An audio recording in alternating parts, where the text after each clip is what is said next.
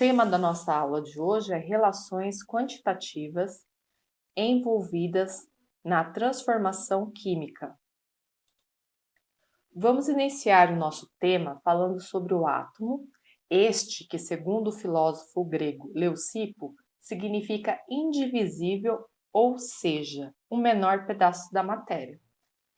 A definição de átomo significa menor porção de matéria formado pelo núcleo e eletrosfera, sendo que o núcleo ele é formado por prótons, que têm carga positiva, e nêutrons, e a eletrosfera formada por elétrons de carga negativa. O que significa átomo neutro? É o átomo onde o número de prótons é igual ao número de elétrons. Mas também temos os átomos iônicos. São os átomos que eles perdem elétrons, se transformando em cátions, ou eles recebem elétrons, se transformando em ânions. Massa atômica corresponde à média ponderal das massas de todos os isótopos encontrados na natureza. O que são isótopos? São o mesmo número atômico. Eu coloquei para vocês um exemplo boro. O boro tem número atômico 5 e massa atômica 10,806. Só que na natureza, a gente não tem um único elemento boro. A gente tem o boro em várias proporções. Coloquei um exemplo. Na natureza, a gente tem o boro de massa 10, que você encontra mais ou menos 20% dele, e o boro de massa 11, onde nós temos 80% dele. Para você fazer o elemento de estudo, nós precisamos fazer uma média ponderal. O que é a média ponderal? Você vai pegar o número de massa, vai multiplicar pela sua quantidade na natureza, que está em porcentagem, você soma todos os elementos que você tem, e a partir dessa soma você divide eles por 100. E aí você vai ter a média ponderal, que vai ser a massa atômica que nós iremos utilizar para poder fazer qualquer coisa na natureza ou poder estudar qualquer elemento da natureza. Que no caso do boro, quando foi feita essa conta, você ficou com 10,8 unidades.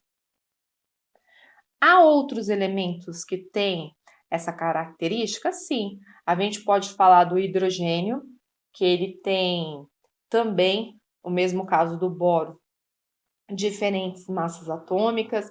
A gente pode falar também do cloro, do carbono, que seguem a mesma ideia.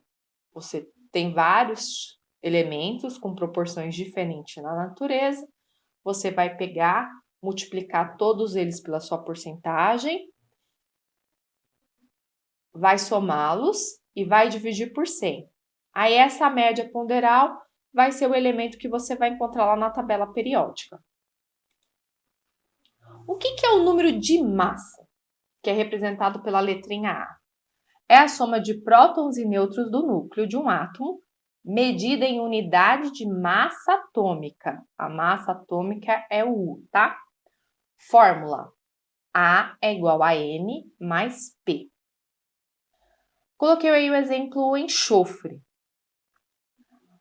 O enxofre, ele tem número de massa 32,065 unidades e o número atômico 16. Esses dados eu retirei da tabela periódica. Para você não se confundir, quando você olhar a tabela periódica, o maior número sempre vai ser o número de massa, tá? O número pequenininho é o número atômico do elemento e o número de massa é esse maior número, tá? Mol. O que significa mol? Mol é a quantidade de matéria. Então, para você estudar algo tão pequeno, você tem que partir de uma unidade. E o mol, ele facilita isso. Então, mol é a unidade de medida que expressa a quantidade de matéria microscópica, como átomos e moléculas. Um mol de qualquer substância contém 6,02 vezes 10 a 23. Quem descobriu esse número foi Avogadro. E esse número pode representar átomos, moléculas, íons ou qualquer outra coisa, ou radicais. Quando você não tem esse número de mols, você pode descobrir esse número de mols através da fórmula. Número de mols igual a massa em gramas dividido pela massa molar.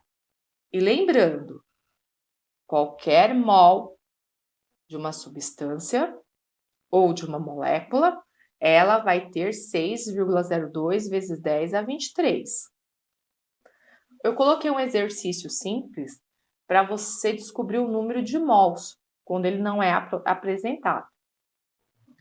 Calcule o número de mols existente em 160 gramas de hidróxido de sódio, sendo que o sódio vale 23, o oxigênio 16 e o hidrogênio vale 1. Você vai precisar fazer esse exercício em duas partes.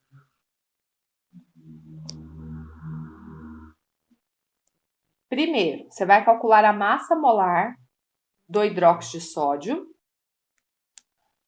somando as massas que você retirou lá da tabela periódica. 23 mais 16 mais 1, que você vai ter 40 gramas mol.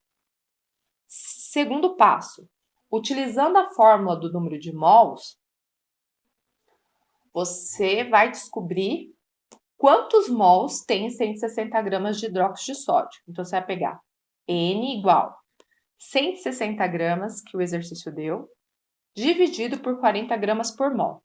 Lembrando que quando a gente tem a mesma unidade de medida, você pode simplificar. Então, gramas e gramas vai sair desse exercício. Uma cancela com a outra.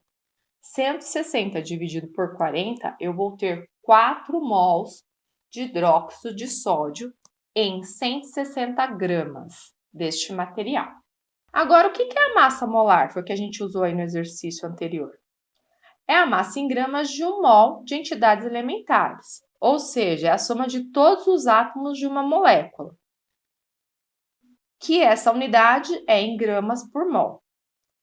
Eu coloquei aqui o exemplo, o sulfeto de hidrogênio, que ele é formado por 2 hidrogênios e uma molécula de enxofre. A massa molar dele é de 34,1 gramas por mol. E como que eu descobri isso? Fazendo a continha que está aqui do lado. Vamos calcular a massa molar do sulfeto de hidrogênio. Consultando a tabela periódica, você vai achar os seguintes números de massa. O hidrogênio, 1 unidade, e o enxofre, 32 unidades. Você vai fazer 1 vezes o 2 e vai somar 32,1, que no final você vai ter a massa que é de 34 gramas por mol de sulfeto. Agora vamos partir para as semelhanças atômicas, estudando as partículas. A tabela periódica ela tem as suas particularidades, porque os elementos, apesar deles serem únicos, eles apresentam algumas diferenças, algumas particularidades. A gente pode falar primeiro aí dos isótopos, que são átomos de um mesmo elemento químico com o mesmo número atômico e diferentes números de massa. E na natureza, a gente tem como exemplo aí o hidrogênio. O hidrogênio ele é encontrado como prótio, deutério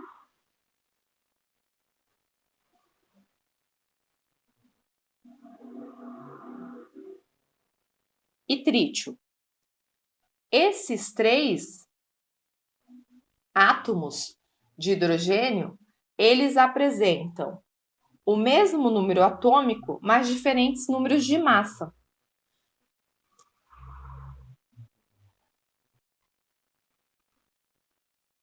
O prótio, por exemplo, ele é encontrado em 99% na natureza. Já o deutério, a gente só tem 0,015%. E o trítio apresenta pequenos traços.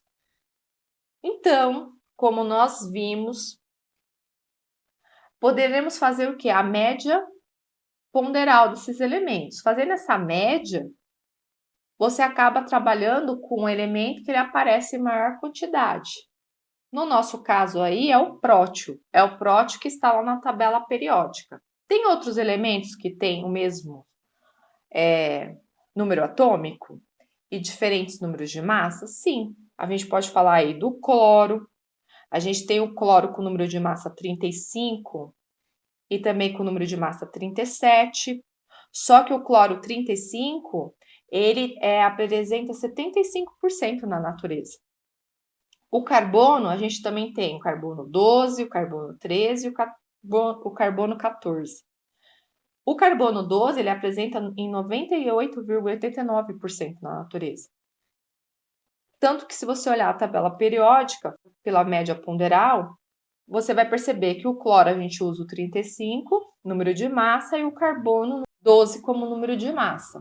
Agora vamos falar dos isóbaros, que são átomos de diferentes elementos químicos que apresentam o mesmo número de massa e diferentes números atômicos. A gente tem como exemplo o titânio, que ele tem o seu número atômico 22, o seu número de massa 42, o escândio, número atômico 21 e número de massa 42, e o cálcio, número atômico 20 e número de massa também 42. Além desses dois casos que nós já vimos, a gente também tem os isótonos, que são átomos de elementos químicos diferentes que apresentam diferentes números atômicos e números de massas e com o mesmo número de nêutrons. Coloquei aí o exemplo do cloro e o cálcio. O cloro tem número atômico 17, número de massa 37, e o cálcio, número atômico 20 e o número de massa 40. Jogando na fórmula do número de nêutrons, você tirando o número de massa com o número atômico, você vai perceber que o nêutron do cloro e do cálcio é 20 unidades. E o que são os átomos isoeletrônicos? É aqueles que apresentam o mesmo número de elétrons. E quando isso acontece? Quando esse átomo neutro ele se transforma num cátion ou num ânion. Quando isso acontece, ele pode ganhar elétrons, como é o caso aí que a gente está vendo do ânion flúor, ou ele pode perder elétrons, que é o caso aí do magnésio, que no final ambos ficaram com 10 elétrons na última camada de valência.